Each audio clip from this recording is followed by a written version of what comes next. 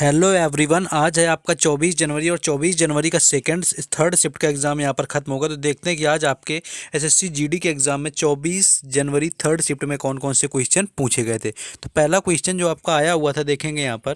पहला क्वेश्चन था कि पंजाब के वर्तमान में मुख्यमंत्री कौन है। तो वर्तमान समय 2022 में पंजाब के मुख्यमंत्री भगवंत सिंह मान यहाँ पर राइट आंसर हो जाएगा, जो कि 16 मार्च 2022 से पंजाब के मुख्यमंत्री पद पर आसीन है। और ये आपकी पार्टी की बात करें तो ये आम आदमी पार्टी से संबंधित है, यानी आम आदमी पार्टी से आपके संबंधित नेता हैं।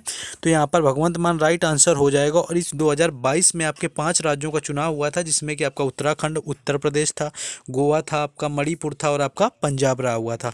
बाकी 4 राज्यों में भारतीय जनता पार्टी की जीत हुई थी। और पंजाब की बात करें तो आप पार्टी की जीत हुई और मुख्यमंत्री आपका पूछा गया था। तो यहाँ पर आपका भगवंत मान राइट आंसर हो जाएगा। नेक्स्ट एक और क्वेश्चन आपका मुख्यमंत्री से संबंधित आया हुआ था कि महाराष्ट्र के मुख्यमंत्री एक शिंदे से पहले कौन थे। यानी एक शिंदे जो हैं आपके वर्तमान में मुख्यमंत्री, इससे पहले किस मुख्यमंत्री जो था महाराष्ट्र का जिसने इस्तीफा दिया हुआ था। तो एकनाथ शिंदे महाराष्ट्र के नए मुख्यमंत्री बन गए हैं। उन्होंने आपके 7:30 बजे शाम को सीएम के पद की शपथ ली थी। उनके साथ देवेंद्र फडणवीस ने भी डिप्टी सीएम पद की शपथ ली थी। उद्धव ठाकरे के इस्तीफे के बाद कल से कयास लगा जा रहे थे कि देवेंद्र फडणवीस महाराष्ट्र के सीएम बनेंगे, लेकिन एकनाथ शिंदे को डिप्टी सीएम बनाया जाएगा। लेकिन आपके यहाँ पर जो महाराष्ट्र के जो मुख्यमंत्री थे आपके, जिन्होंने इस्तीफा देने वाला पूछा गया था, तो उद्धव ठाकरे यहाँ पर राइट आंसर हो जाएगा, जो कि एकनाथ शिंदे से पहले महाराष्ट्र के मुख्यमंत्री थे और इस्तीफा दे दिया था। तो उसके बाद आपके एकनाथ शिंदे महाराष्ट्र के मुख्यमंत्री बने। और डिप्टी सीएम यानी कि उप मुख्यमंत्री की बात करें तो देवेंद्र फडणवीस यहाँ पर आपका अगर पूछा जाता है तो राइट आंसर हो जाएगा। तो ये क्वेश्चन आपका पूछा गया था, यानी सीएम यानी कि मुख्यमंत्री से आपके जो संबंधित थे 2 क्वेश्चन यहाँ पर पूछ लिए गए थे। नेक्स्ट क्वेश्चन देखेंगे, लेकिन उससे पहले अगर आप लोगों ने अभी तक वीडियो को लाइक और चैनल को सब्सक्राइब नहीं किया हुआ है तो आपको वीडियो को लाइक भी कर देना है, चैनल को सब्सक्राइब कर लेना है, क्योंकि यहाँ पर आपको हर एग्जाम से रिलेटेड एनालिसिस करवाया जाता है। साथ ही साथ आपको बेल आइकन को भी प्रेस करना है, जिससे कि आने वाले हर वीडियो का नोटिफिकेशन आप सभी तक पहुँचता रहे। और आपको टेलीग्राम चैनल और व्हाट्सएप ग्रुप का लिंक डिस्क्रिप्शन में दिया हुआ है, वहाँ से जाकर आप जुड़ सकते हैं। वहाँ पर आपको PDF और बाकी सारी अपडेट शेयर की जाती हैं। चलिए क्वेश्चन देखते हैं अपना।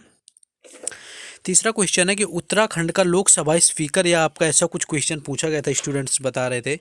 तो अध्यक्ष की बात करें तो केवल विधानसभा के सदस्य ही बन सकते हैं। अगर वर्तमान की यहाँ पर बात करेंगे तो वर्तमान में रितु खंडूरी जी जो हैं विधानसभा अध्यक्ष हैं, या उत्तराखंड की प्रथम महिला विधानसभा अध्यक्ष हैं।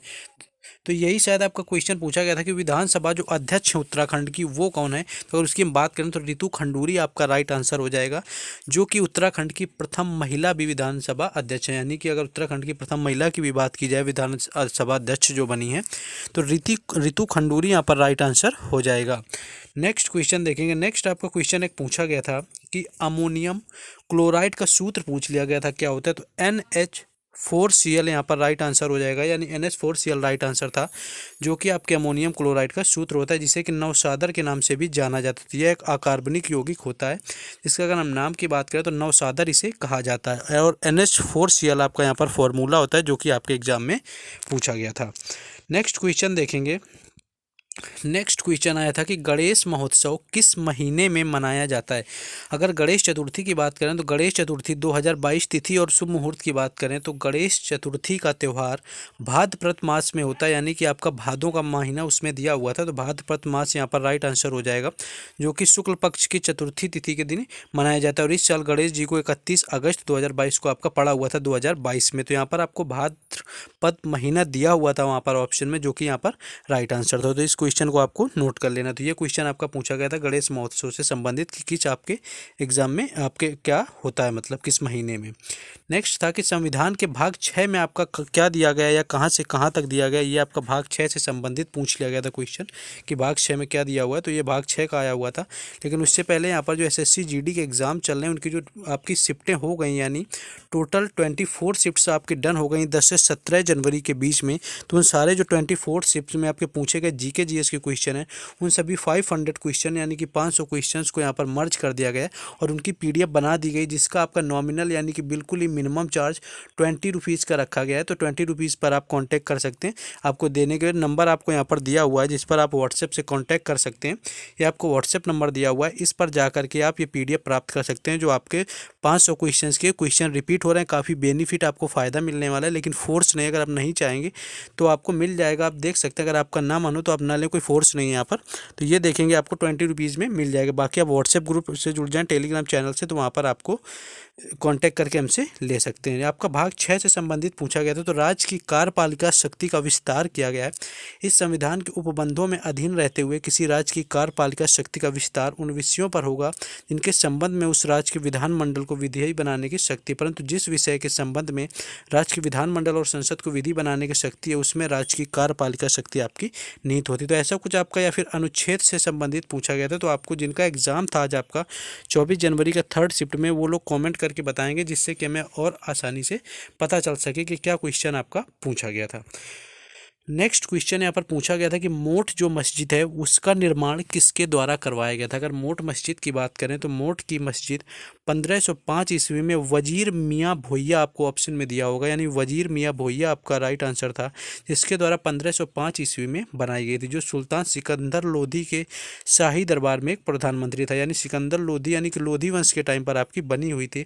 इसे दाल मस्जिद भी कहा जाता है, यानी मोट मस्जिद और दाल मस्जिद ये एक ही मस्जिद है, आपको ये भी याद रखना है, क्योंकि इसे दाल की आय से बनाया गया था। तो आपकी मोट मस्जिद को दाल मस्जिद भी कहा जाता है और ये लोधी वंश के समय 1505 ईस्वी में बनी थी, जो कि सिकंदर लोधी के शाही दरबार के प्रधानमंत्री वजीर मियाँ भोइया के द्वारा बनाई गई थी।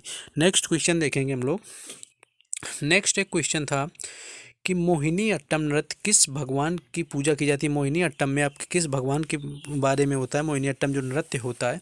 तो मोहिनी अट्टम आपका केरल का शास्त्रीय नृत्य है, जैसा कि आप सभी को पता है। कथकली भी आपका केरल की होता है और कुल अभी 8 शास्त्रीय नृत्य हमारे भारत में हैं।